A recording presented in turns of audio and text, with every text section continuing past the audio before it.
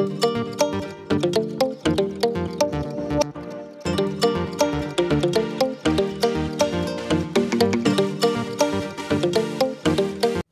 म्हटले की आंब्याचे सीजन आलाच नाही, आंब्यापासून तर वेगवेगळ्या रेसिपी हे झाल्याच पाहिजे।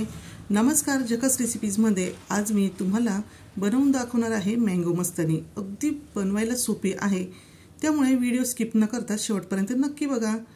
आता इथे एक मिक्सरचे भांडे घेतलेले आहे आणि त्यामध्ये मी 1 कप एवढा आंब्याचा गर घेतलेला आहे। तुम्ही इथे कोणताही आंबा वापरू शकता, फक्त एवढंच की आपल्याला इथे आंबट चव असणाऱ्या आंब्याचा वापर करायचा नाही। त्यानंतर यामध्ये मी अगदी 3 ते 4 चमचे साखर ही घालून घेतलेली आहे। आंबा किती गोड अथवा आंबट आहे त्यावर तुम्ही साखरेचे प्रमाण कमी अधिक हे करायचे आहे। आणि शक्यतो इथे तुम्ही हापूस आंबा, केशर आंबा असे आंबे वापरू शकतात। त्यानंतर यामध्ये मी 1 कप एवढे दूध घालून घेतलेले आहे आणि यामध्येच मी 2 स्कूप एवढी मँगो आईस्क्रीम सुद्धा घालून घेतलेली आहे। जर तुमच्याकडे मँगो आईस्क्रीम नसेल तर अशा वेळेस तुम्ही व्हॅनिला आईस्क्रीमचा सुद्धा इथे वापर करू शकतात। आणि मिक्सरमधून आपल्याला छान असे हे एकजीव होईपर्यंत फिरवून घ्यायचे आहे। आणि इथे तुम्ही बघू शकतात की आपला हा मँगो ज्यूस इथे तयार झालेला आहे।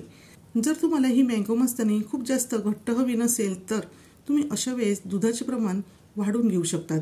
आता तयार करून घेतलेले मँगो ज्यूस जो आहे तर तो मी एका ग्लासमध्ये काढून घेतलेला आहे। अर्धा ग्लास भरल्यानंतर लगेचच यामध्ये पुन्हा मी 1 स्कूप एवढं मँगो आईस्क्रीम घालून घेतलेले आहे। अगोदर सांगितल्याप्रमाणे जर तुमच्याकडे मँगो आईस्क्रीम नसेल तर तुम्ही इथे व्हॅनिला आईस्क्रीमचा सुद्धा वापर करून घेऊ शकतात। आणि पुन्हा आपण हा मँगो ज्यूस या ग्लासमध्ये घालून घेतलेला आहे आणि त्यानंतर यावर मी 1 स्कूप मँगो आईस्क्रीम घालून घेतलेली आहे। इथे आईस्क्रीम घालण्याचे कोणतेही असे प्रमाण नाही, तुम्हाला हवी असेल तर तुम्ही अजूनही यामध्ये मँगो आईस्क्रीम ही घालून घेऊ शकतात। आपली ही मँगो मस्तानी अजूनच छान अशी दिसावी आणि चविष्ट व्हावी यासाठी मी यावर आंब्याचा गर घालून घेतलेला आहे।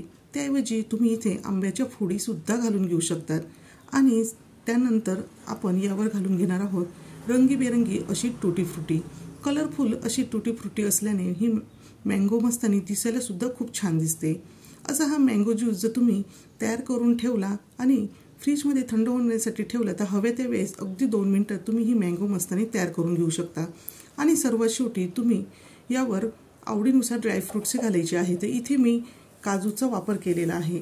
आणि हे बघा, आपली ही थंडगार चविष्ट अशी मँगो मस्तानी पिण्यासाठी तयार आहे। अशी ही मँगो मस्तानी मार्केटपेक्षा अतिशय चविष्ट लागते आणि कमी खर्चात तयार होते। तर मग वाट कसली बघताय, तुम्ही सुद्धा अशाच पद्धतीची घरच्या घरी मँगो मस्तानी नक्कीच तयार करून बघा आणि ती तुम्हाला कशी वाटली हे कमेंट करून सांगायला अजिबात विसरू नका। व्हिडिओ आवडला असेल तर व्हिडिओला लाईक करा, शेअर करा आणि चॅनलवर नवीन असाल तर चॅनलला सबस्क्राईब करून शेजारील बेल आयकॉनही क्लिक करा, म्हणजे तुम्हाला माझ्या असेच नवनवीन व्हिडिओचे नोटिफिकेशन हे मिळत जाईल। पुन्हा भेटूया असेच एका छानशा आणि झकास रेसिपी सोबत।